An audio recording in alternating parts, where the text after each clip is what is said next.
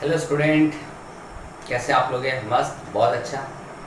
चल मैं आपको गाइस भी बोल देता हूँ ताकि किन्हीं को कोई हम इससे बड़े भी होंगे। तो हेलो गाइस, कैसे आप लोग हैं? Welcome in class 10th, first chapter biology, just name is a life process. Lab process को मैं शुरू करने जा रहा हूँ मैं, लेकिन सबसे पहली बात कर लेते हैं आज हम आप लोग इस टॉपिक आप लोगों से इस टॉपिक के बारे में जिसका नाम इंट्रोडक्शन है। क्योंकि इंट्रोडक्शन नहीं रहेगा तो मेरे ख्याल से कुछ भी समझ में नहीं आएगा। तो इंट्रोडक्शन ज़रूरी है। तो चलिए टाइम वेस्ट ना करते हुए शुरू करते हैं कि इंट्रोडक्शन मीन्स उसका स्टार्टिंग, कि इस लाइफ प्रोसेस के अंदर क्या क्या चीज़ डिस्कशन करने जा रहे हैं, क्या क्या चीज़ आ सकते हैं इसके अंदर। सबसे पहले बात कर लेते हैं हम लोग लाइफ प्रोसेस में। लाइफ प्रोसेस का डेफिनेशन क्या है? तो अगर सिंपल लैंग्वेज बात करेंगे तो लाइफ मीन्स होता है लिविंग, क्योंकि लिविंग है मीन्स लाइफ होगा, और फंक्शन मीन्स बॉडी प्रोसेस। क्या अगर लिविंग है तो बॉडी में कुछ ना कुछ प्रोसेस तो चलेगा ही चलेगा, ये बात तो आप लोग जानते ही हैं। अगर उसका सिंपल डेफिनेशन की बात कर लेते हैं तो basic function perform by living organism to sustain their life, कि आपकी बॉडी के अंदर, लिविंग ऑर्गेनिज्म की बॉडी के अंदर कुछ ऐसा फंक्शंस इसलिए हो रहा है ताकि वो जीवित रह सके। अब यहाँ पे एक सबसे इंपॉर्टेंट बात मैं आपको एकदम शुरू से स्टार्टिंग से लेके चलता हूँ मैं, कि आपके दिमाग में बहुत सारे डाउट्स होंगे, तो सारे डाउट्स इस पॉइंट से क्लियर, बस वीडियो को बहुत ध्यान से और आराम से बैठ के सुनिएगा। तो मेरे ख्याल से आपको बच्चे लोग, जितने भी स्टूडेंट्स हैं, जितने भी गाइस है, जितने भी दोस्त हैं, सब लोग बहुत अच्छा से सुनिएगा, तो मेरे ख्याल से आपको सारे डाउट्स क्लियर हो जाएंगे। मैं आपको बिल्कुल एकदम स्टार्टिंग से करता हूँ मैं, कि लाइफ स्टार्टिंग कहाँ से हुआ है। चलिए स्टार्टिंग करते हैं। सबसे पहली बात है, दुनिया की बात करते हैं तो सबसे पहले एलिमेंट्स बना, है ना। एलिमेंट्स की बात कर लेते हैं। एलिमेंट्स मिलते मिलते मिलते मिलते तो मॉलिक्यूल्स बना। मॉलिक्यूल्स मिलकर फिर कंपाउंड के फॉर्मेशन हुए। अगर मॉलिक्यूल्स की बात करते हैं तो आपको पता है, ये हम लोग लेते हैं मॉलिक्यूल्स, ऑक्सीजन लेते हैं हम लोग कार्बन डाइऑक्साइड लेते हैं हम लोग। प्लांट की बात कर लेते हैं तो प्लांट मॉलिक्यूल्स के फॉर्म में और भी बहुत सारी चीज़ न्यूट्रिएंट्स के फॉर्म में ज़मीन से लेते हैं। अगर हम कंपाउंड की बात कर लेते हैं, कंपाउंड में प्रोटीन बना, फिर कार्बोहाइड्रेट है, फैट है, विटामिन्स हो गया, मिनरल्स नहीं, मिनरल्स तो आ जाएंगे एलिमेंट्स के अंदर। उसके बाद फिर विटामिन्स, मिनरल्स, कार्बोहाइड्रेट, प्रोटीन मिलकर क्या बने? Nucleic acid. Nucleic acid means जिसको हम लोग बोल सकते हैं डीएनए बोल सकते हैं, जिसको हम लोग आरएनए बोल सकते हैं। अब ये डीएनए आरएनए जब आ गया तो ऑब्वियसली क्या होगा, चूंकि न्यूक्लिक एसिड है तो प्रोटीन हो गया। अब डीएनए और प्रोटीन को मिलाकर बन जाता है मेरा पूरा कंप्लीट हो जाता है न्यूक्लियस। अब चूंकि आपको पता होना चाहिए न्यूक्लियस है तो न्यूक्लियस के अंदर, है ना, मैं आपको मॉलिक्यूल्स की बात कर लेते हैं। मॉलिक्यूल्स में थोड़ा सा वाटर भी ले लेते हैं ताकि मेरा पूरा ये स्ट्रक्चर परफॉर्म हो जाए, और यहाँ पर मेरा न्यूक्लियस कंप्लीट हो जाता है। तो हम सिंपल बात है कि अगर आप कोई पानी को लेते हैं तो पानी को कहाँ पर रखोगे, तो उसके लिए एक मेम्ब्रेन डिजाइन किया गया, जिसने में न्यूक्लियर मेम्ब्रेन, जो प्रोटीन, कार्बोहाइड्रेट, फैट से मिलकर बना है।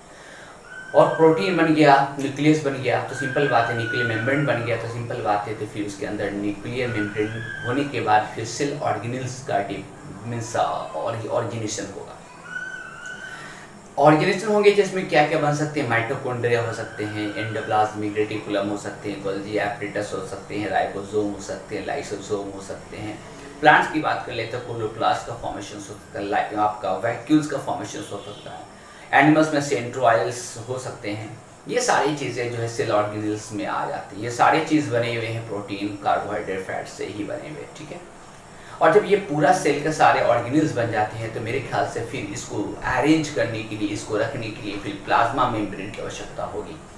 और यहाँ से फिर जब प्लाज्मा मेम्ब्रेन बन गया, यहाँ पे फिर न्यूक्लियर मेम्ब्रेन बन गया, यहाँ पे डीएनए आरएनए के फॉर्मेशंस हो गए, इसके अंदर ऑर्गेनिज्म बन गया। तो मेरे ख्याल से my dear student, my dear guys, जितने भी लोग हैं वो लोग तो आप समझ ही गए होंगे कि सेल बन गया, क्योंकि सेल के अंदर ये सारी चीज़ें होती हैं। और अगर सेल हो गया तो इसका मतलब यहाँ पे जितनी भी चीज़ें हो रही है सबको हम लोग क्या बोलेंगे? डेवलपमेंट बोलेंगे। यहाँ पे सबसे पहला बात है कि सेल का फॉर्मेशन हो गया। कहाँ से शुरुआत किया मैंने? स्टार्टिंग से। और अगर कोई सेल है तो उसके अंदर ऑर्गेनेल्स होंगे, उसके अंदर न्यूक्लियस होंगे, उसके अंदर डीएनए आरएनए होंगे, मीन्स क्रोमोसोम होंगे। और ये जब पूरा सेल बहुत अच्छा से डिज़ाइन हो गया, तब डिज़ाइन आने की बात आ रही है, सेल अरेंज होगा। तो लेवल ऑफ ऑर्गेनाइजेशन जिसको बोलते हैं हम लोग, लेवल ऑफ ऑर्गेनाइजेशन होने के बाद मतलब क्या हो गया कि सेल बन के टिश्यू बनेगा, टिश्यू टिश्यू टिश्यू मिलके है ना आपका ऑर्गन बनेंगे, एंड देन ऑर्गन सिस्टम बनेंगे, और फाइनली बन के तैयार हो जाएंगे ऑर्गेनिज्म। मतलब कि हम लोग जैसे अब यहाँ पे ऑर्गेनिज्म दो तरह के हो सकते हैं, एक यूनिसेलुलर ऑर्गेनिज्म हो सकते हैं और एक मल्टी सेलुलर ऑर्गेनिज्म हो सकते हैं। यूनिसेलुलर ऑर्गेनिज्म और मल्टी सेलुलर ऑर्गेनिज्म में डिवीजन ऑफ लेबर होता है। मतलब ये डिवीजन ऑफ लेबर मीन्स हम यही बात कर सकते हैं कि अगर यूनिसेलुलर ऑर्गेनिज्म है, जैसे अमीबा की बात कर लेते हैं, तो एक छोटा सा अमीबा, एक अमीबा जो एक यूनिसेलुलर ऑर्गेनिज्म होते हुए भी वो सारे फंक्शंस करते हैं बिल्कुल वैसे जैसे हमारे एक सेल करते हैं। और अगर मल्टी सेलुलर की बात कर लेते हैं तो हमारी बॉडी में जितने भी ऑर्गन हैं ये सब सेल से बने हुए, लेकिन सारे ऑर्गन मिलकर एक नया, सारे ऑर्गन मिलकर ऑर्गेनिज्म बनाते हैं, लेकिन हर ऑर्गन का अपना एक फंक्शन है और वो फंक्शन हर ऑर्गेनिज्म में सेम होंगे। जैसे मान लीजिए अगर हमारे हार्ट की बात करते हैं, हार्ट में बीटिंग हो रही है, ट्रांसपोर्टेशन किया जा रहा है, ब्लड को ट्रांसपोर्टेशन किया जा रहा है, ठीक है ना, ब्लड को ट्रांसपोर्टेशन किया जा रहा है, उसी तरह से यही हार्ट का ट्रांसपोर्टेशन दूसरे ऑर्गेनिज्म में भी सेम होगा। अब थोड़ा सा हम लोग और आगे बात कर सकते हैं कि अगर ये ऑर्गेनिज्म ये सारे काम करते हैं तो ऑब्वियसली हम लोगों के हार्ट बन गया, स्टमक बन गया, आपका लंग्स का फॉर्मेशंस हो गए, किडनी के फॉर्मेशंस हो गए, लीवर के फॉर्मेशन हो गए, स्टमक हो गए, स्मॉल इंटेस्टाइन, लार्ज इंटेस्टाइन। अगर ये सारे ऑर्गेनाइजेशन हो गया तो मेरे ख्याल से आपको समझ में आ गया होगा माय डियर स्टूडेंट कि अगर ऑर्गेनाइजेशन हो गया तो ऑब्वियसली क्या होंगे, उसमें न्यूट्रिशन होंगे। अगर न्यूट्रिशन हो रहे हैं तो न्यूट्रिशन में इंजेक्शन होगा, मतलब खाना जो मैं आके आपको डिस्कशन कराऊंगा, इंजेक्शन हो गया, उसके अंदर डाइजेशन होंगे, फिर उसमें एब्जॉर्प्शन होंगे, फिर उसमें एसिमिलेशन होंगे, और जो खाना नहीं डाइजेस्ट होगा तो वो ऑटोमेटिकली इंजेक्शन हो जाएंगे।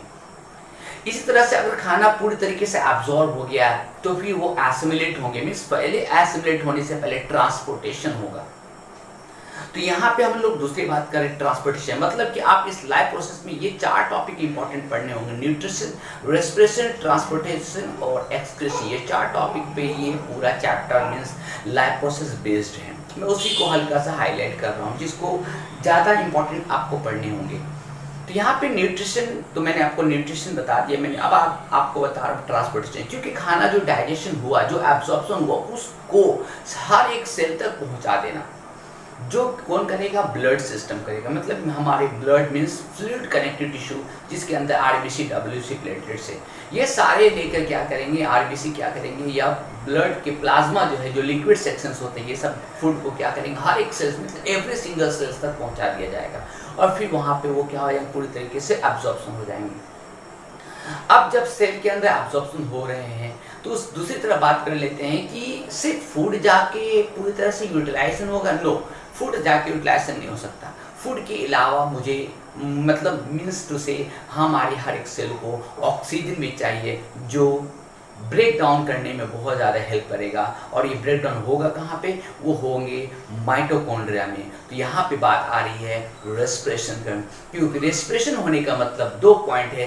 पहला, एक्सचेंज ऑफ गैसेस मीन्स कि ऑक्सीजन लेना और कार्बन डाइऑक्साइड छोड़ना, ये पहला पॉइंट। दूसरा point, formation of ATP inside the mitochondria, mitochondria के अंदर एटीपी का फॉर्मेशन होना, इसी को हम लोग रेस्पिरेशन बोलते हैं। अब आ जाते हैं पॉइंट कि हम लोगों ने खाना खा लिया, हम लोगों ने सांस ले लिया, हम लोगों ने ट्रांसपोर्टेशन कर दिया। अब ये सारी चीज़ों में जो जो इंपॉर्टेंट चीज़ हमारी बॉडी एब्जॉर्ब तो कर लेंगे, लेकिन आपको पता होना चाहिए कि कोई भी चीज़ अगर हम लोग यूज़ करते हैं तो उसमें कुछ ऐसी भी चीज़ हो जाते हैं जो अनयूज है, मिस यूजलेस है, उसको हमारा बॉडी रिफ्लेक्स मतलब उसको एक्सपेल कर दिया जाएगा बॉडी से।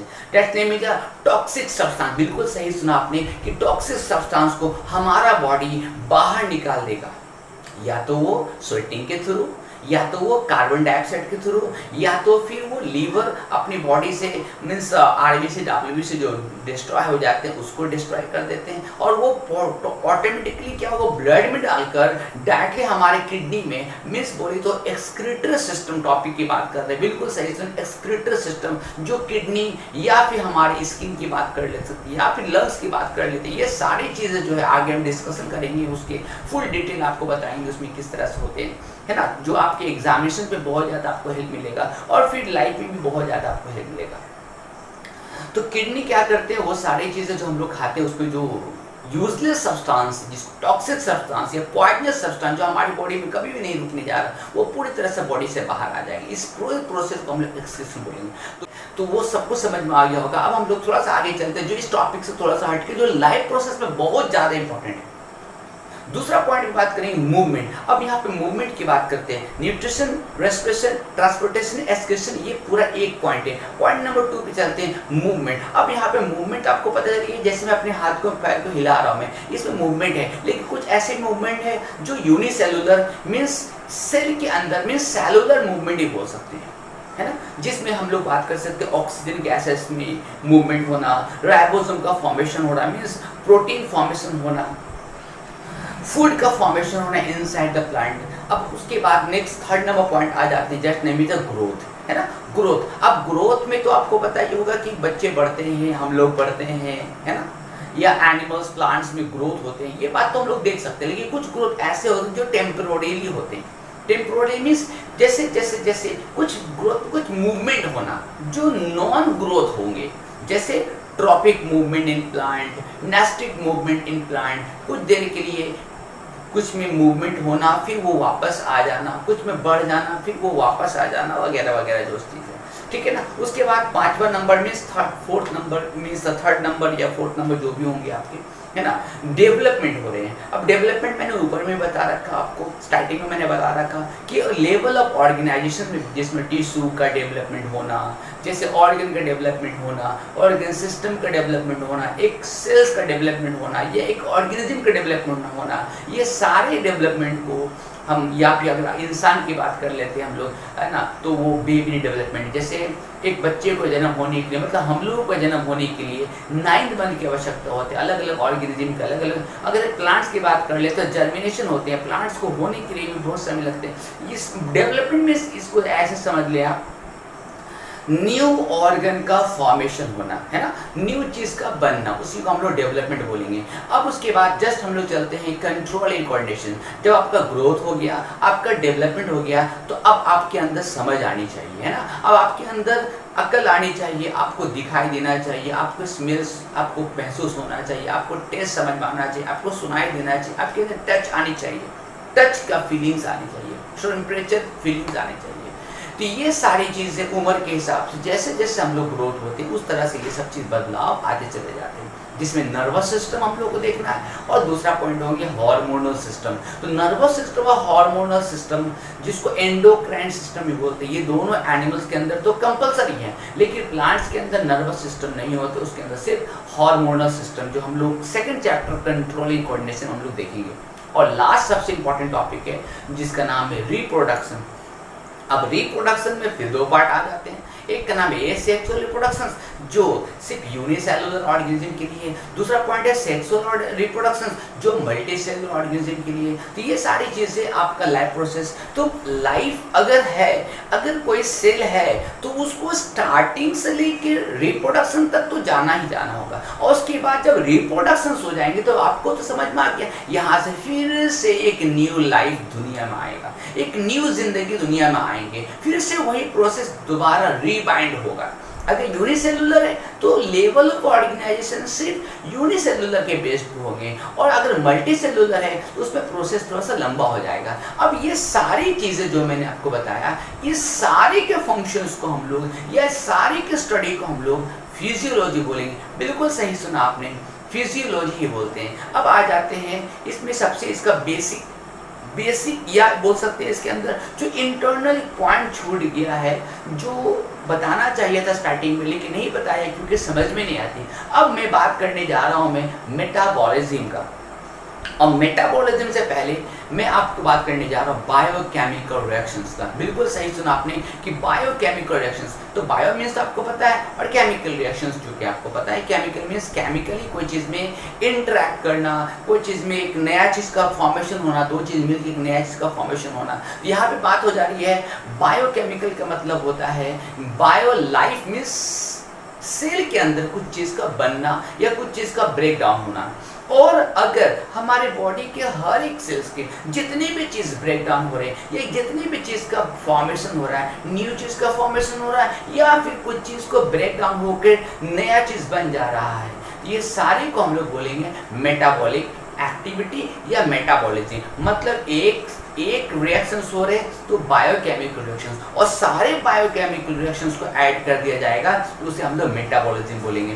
बिल्कुल सही सुना, मेटाबॉलिज्म बोलेंगे। मतलब total chemical reactions in a cell या इन लिविंग ऑर्गेनिज्म, है ना, इज नोन एज मेटाबॉलिज्म। और इसको आप थोड़ा सा हम लोग और आगे चलते लास्ट टॉपिक डिस्कशन कर रहे हैं जिसको बोलेंगे टाइप्स ऑफ मेटाबॉलिज्म। दो होते हैं, फर्स्ट में भेजा एनाबॉलिज्म, सेकंड नंबर है कैटाबॉलिज्म। माय डियर, ये इंट्रोडक्शन तो ये वीडियो मेरा थोड़ा सा लंबा हो जाएगा, I am sorry for this, क्योंकि मुझे सारी बातें समझानी और ज़रूरी है, नहीं तो फिर आपको समझ में अच्छे से नहीं आएगी। तो मेटाबॉलिज्म की बात कर लेते हैं हम लोग। तो मेटाबॉलिज्म दो पार्ट है, एनाबॉलिज्म और कैटाबॉलिज्म। एनाबॉलिज्म को सिंपल डेफिनेशन आप समझ सकते हैं।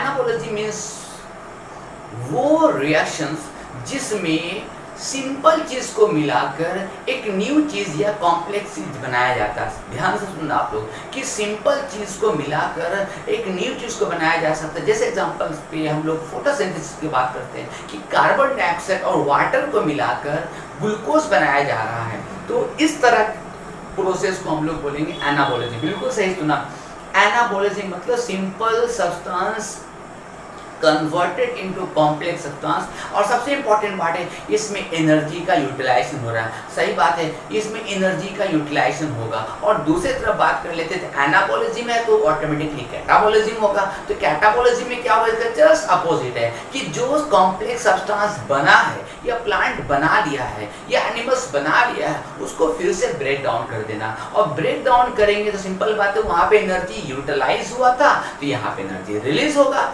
जैसे एग्जांपल रेस्पिरेशन जो मैंने आपको समझा रखा है, जिसमें हम एटीपी का फॉर्मेशंस होते हैं।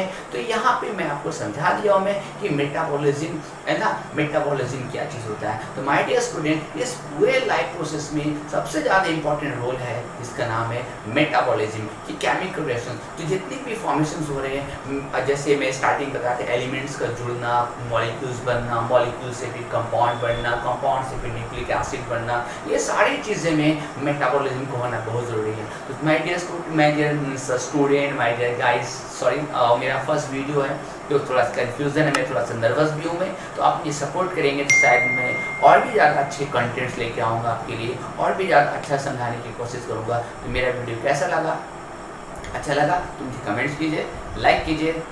बाकी बताना नहीं मुझे, क्योंकि आप मेरे बहुत नज़दीकी हो, मैं आपके लिए अच्छा से अच्छा कंटेंट लेकर आऊँगा। कोशिश रहेगा कि मेरा कि वीडियो थोड़ा सा छोटा हो ताकि आपको बोरिंग फीलिंग ना हो, और अच्छे अच्छे पॉइंट्स मैं आपके साथ शेयर करूँगा ताकि आपके एग्जामिनेशंस के लिए भी इम्पोर्टेंट हो और आपके लाइफ के लिए भी इम्पोर्टेंट। ये दोनों चीज़ें, क्योंकि पढ़ने का मतलब ये नहीं है कि सिर्फ पास कर जाना, पढ़ने का मतलब ये नहीं कि आप मार्क्स ले आना। ये बात ज़रूरी है कि मार्क्स लाइफ में ज़रूरी है, कुछ तक पहुँचने की ज़रूरी है, लेकिन उस कुछ तक पहुंचने की से पूरा लाइफ खत्म नहीं हो जाता है। तो पूरा लाइफ खत्म करने के लिए कुछ जानना भी ज़रूरी है, ठीक है। तो मैं आपसे शेयर करूंगा अच्छे अच्छे पॉइंट्स। तब तक के लिए गुड बाय। कैसा लगा मेरा वीडियो आप मुझे कमेंट्स कीजिएगा।